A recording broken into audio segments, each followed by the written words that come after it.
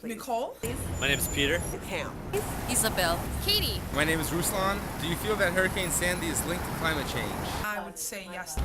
Well, I'm gonna say yes. Yes, I do believe it's linked to climate change. Yes, I feel that yes. I'm a little unsure of if Hurricane Sandy is linked to climate change. It might be, probably. That's what a lot of things are these days. According to a UN study, the largest contributor to climate change is the meat and dairy industry, second being the automobile industry. Having read that, would you consider altering your diet, eating less meat, dairy, and/or going vegan? I would say yes because compromise leads to conservation, and conserving resources will only cause a positive ripple effect. No. Why not?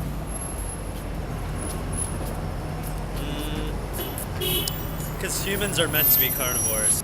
Maybe, yeah. Maybe I would. And probably because, I've got a whole nother generation coming after me that I need to think about. Yes. Well, I'm already a vegetarian, so and partly it is because of that, also ethical questions. I might be considering altering my diet. I've been thinking about it anyways, just for health reasons. And the last question is if Hurricane Sandy is linked to climate change and the meat and dairy industry are the largest contributors to climate change, do you feel that the relief meals prepared for people in need due to Hurricane Sandy should contain less or no meat and or dairy? Yeah, I would say yes because again, it goes right back to conservation and overall well-being.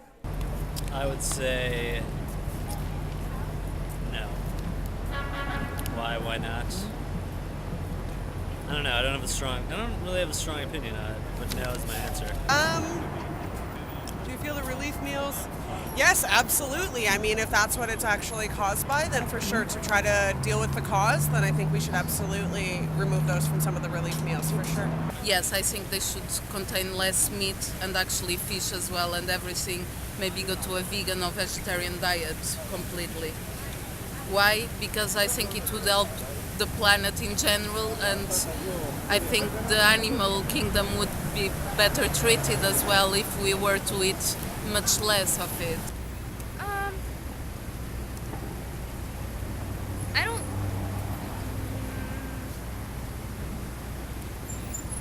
don't think so. I don't think that it should contain, no meat at all or dairy, because you still need a lot of nutrients, and that's what is in meat and dairy nowadays is a lot of. It still has nutrients you need, and after going through all that, you need as much as you want. So from doing these interviews, there's two things that I have found out. One, there are a number of people, typically outside the activist community, that aren't 100% familiar with the term climate change, which is why I included that in the beginning. The other thing that keeps coming up within and beyond the activist community is this protein myth that somehow vegans don't get enough protein. So people will often say things like, if I would go vegan, but I'm afraid I'm not going to get enough protein and then keel over from anemia. Which is kind of funny because, there are many vegans in this world, and you would think if we didn't get enough protein, we'd be passing out massive numbers on the streets. And yet it doesn't happen. Could it be this is just a myth perpetuated by the meat and dairy industry? I'm 55 years old. I work out 3-4 times a week. I never feel like I need any more energy than I have. Hi, I'm Michelle. Oh, my name's Noel Taru. My first name is Lisa. Hi, I'm Juliet. Shanti Retta. As a vegan, how do I get my protein? So I get my proteins from everything, but mostly I eat a lot of dark greens. There's protein in so many things. Seeds, vegetables, tofu. Kale, beans, legumes, and a lot of the fortified meats that they have, faux meats actually is a better way to say it. Almonds, walnuts, and nuts. Grains also have a lot of protein in it. Wheat and quinoa and rice. They all have tons of protein, so I have no shortage of protein. What activity do you engage in, and do you find that only eating plant-based or non-animal protein has an effect on your strength, energy, and endurance levels? I'm a climber. I plant-based, fueled all the way, and a snowboarder. My recovery time from jogging, so much faster on the vegan diet. I used to weigh, if you want to get a shot of this, 317 pounds. Wow, okay.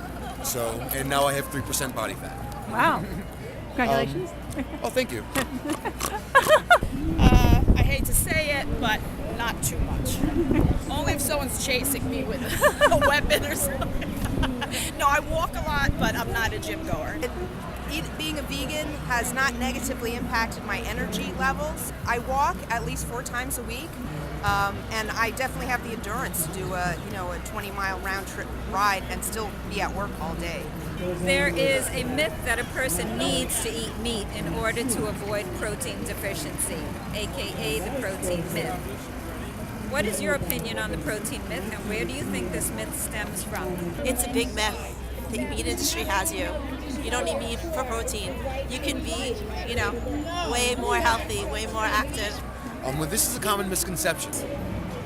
I think a lot of the myths stem from, the meat industry, the dairy industry, perpetuating false information because, they have a lot of money and a lot of lobbyists. I think that the protein myth comes from industries that promote meat and meat products, and even the dairy industry. They always say Americans overeat their protein. I think that's true. If you are really concerned, I suggest Google vegan bodybuilders, and you will see that I may only be 100 pounds and 5 feet, but there are vegan bodybuilders who put on muscle, and I don't think they worry about it.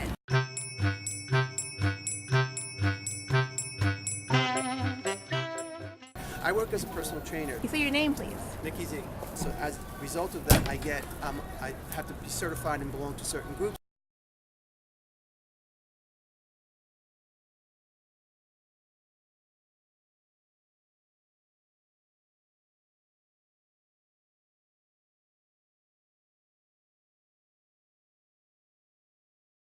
Where do I get my protein? Because usually when you say protein, you're not knowing that you're referring to amino acids. That's what the body needs. One of my favorite sources is kale, which is about 60% of the calories of protein. The second favorite source would be spinach, which is about 53% of the calories of protein. The plant-based diet supplies more than enough protein for human beings. The 4 food groups, they were created in the mid-50s by the USDA. At this point, it's not controversial to say that the meat and dairy industry had a whole lot of input on that. If we look around and we see how corporations are involved in the writing of legislation every single day, and there's a revolving door between the private and the public sector, so it's not hard to imagine that meat and dairy corporation executives would have direct access to something as fundamental as the 4 food groups. But when this is taught, posters in every school and so on, it becomes so inculcated. And food is such an emotional topic that people have a hard time changing anyway. So this is one myth that people will swallow whole cloth without questioning it. So a lot of the dietary requirements that we're taught from birth are really just to get us to buy more meat and dairy. The World Health Organization, which is affiliated with the United Nations, says that they recommend globally for human beings that 5% of your diet is protein. Now, a related myth in the need for animal protein is also the need for animal calcium. And this is where there's an interesting tie-in here. Many people believe that we need to consume cow's milk or related products, cheese, yogurt, etc., in order to have the calcium to protect our bones. This convincing of us to eat more protein than we need, and this convincing of us to eat more cow's milk related products for the calcium leads us to taking an excess of protein. And what happens then is the body has to process this protein and deal with it. It's more than it can handle. In order for the body to assimilate or excrete this excess protein, it requires it to use the calcium that's within the system. Thus, ironically, causing a depletion of calcium and a more likelihood of developing weakening bones and osteoporosis. So the truth is diametrically opposed to what the conventional wisdom. The consumption of cow's milk and cow's milk products will actually increase the likelihood of osteoporosis in a human's lifetime. And I would encourage people to do their own research and be just as skeptical of food-related myths as they would be of any other corporate-related.